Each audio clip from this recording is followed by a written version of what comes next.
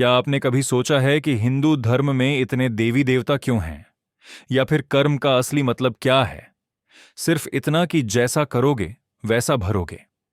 और क्या सनातन धर्म सच में कोई धर्म है या जीने का तरीका? इन सवालों के जवाब सिर्फ पुरानी किताबों में नहीं, हमारे अंदर भी हैं।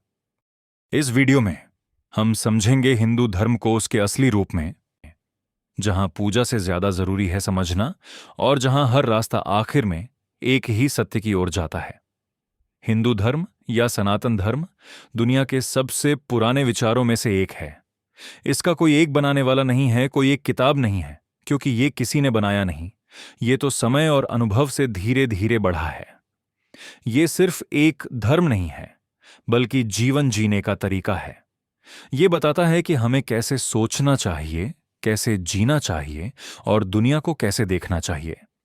अगर दूसरे धर्म नियम पुस्तक जैसे हैं, तो हिंदू धर्म एक लाइब्रेरी की तरह है, जहां हर कोई अपनी किताब खुद चुन सकता है।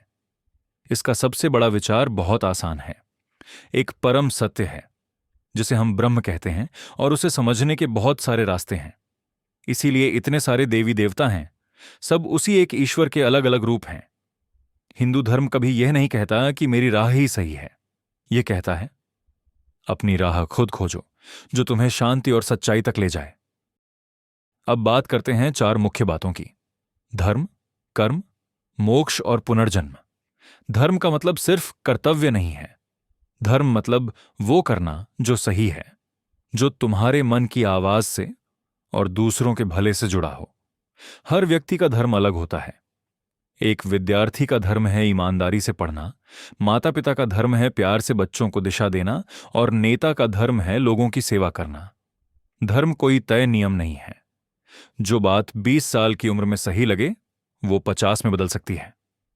इसीलिए गीता कहती है, हर समय सोचो मेरा धर्म क्या है, न कि लोग क्या कहेंगे। अब तक हमने देखा कि धर्म हमें दिशा देता है। अब समझते हैं कर्म को, जो उस दिशा में चलना सिखाता है। सब कहते हैं कर्म करो, फल की चिंता मत करो। इसका मतलब यह नहीं कि कर्म का फल नहीं मिलता, बल्कि यह कि फल के पीछे मत भागो। कर्म का असली मतलब है, जो कुछ भी तुम सोचते, बोलते या करते हो, वो तुम्हारे अंदर एक छाप छोड़ता है। उन्हें संस्कार कहा जाता है, और वही तुम्हारा आने वाला जीवन बनाते हैं। अच्छे कर्म का मतलब स्वर्ग जाना नहीं है, बल्कि अपना मन साफ रखना है, ताकि दिल शांत और मन हल्का रहे। गीता कहती है, बस कर्म करो, परिणाम की चिंता मत करो। इससे मन भी शांत रहता है और काम भी अच्छा होता है। यही है निष्काम कर्म का असली मतलब। अब बात करते हैं मोक्ष की, यानी जीवन का सबसे ऊंचा लक्ष्य। मोक्ष का मतलब है मुक्ति, पर इसका मतलब भागना नहीं है, बल्कि यह समझना है कि मैं सिर्फ ये शरीर या मन नहीं हूं। जैसे हम सपना देखते हैं तो वो सब सच लगता है, डर, खुशी, सब कुछ। पर जब हम जागते हैं तो समझते हैं कि वो सपना था। मोक्ष भी ऐसा ही जागना है, जब आत्मा समझ लेती है कि मैं यह शरीर नहीं, मैं वो चेतना हूं जो सब देख रही है। यही असली आजादी है, मन, डर और भ्रम से आजादी। मोक्ष पाने के भी अलग अलग रास्ते हैं।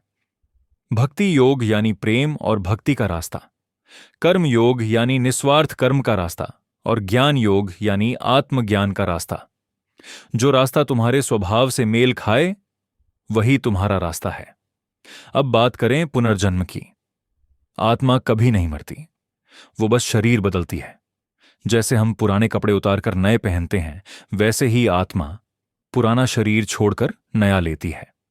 भगवान श्री कृष्ण ने गीता में कहा है, जैसे मनुष्य पुराने वस्त्र त्याग कर नए वस्त्र धारण करता है, वैसे ही आत्मा पुराने शरीर को छोड़कर नया शरीर लेती है। पुनर्जन्म कोई सजा नहीं है, ये सीखने और बढ़ने की प्रक्रिया है। हर जन्म एक नया मौका है, नई सीख, नया अनुभव। इससे हमें समझ आता है कि जीवन में कुछ भी यूं ही नहीं होता। हर चीज का कोई उद्देश्य होता है। अब सवाल आता है, ये ज्ञान आया कहां से?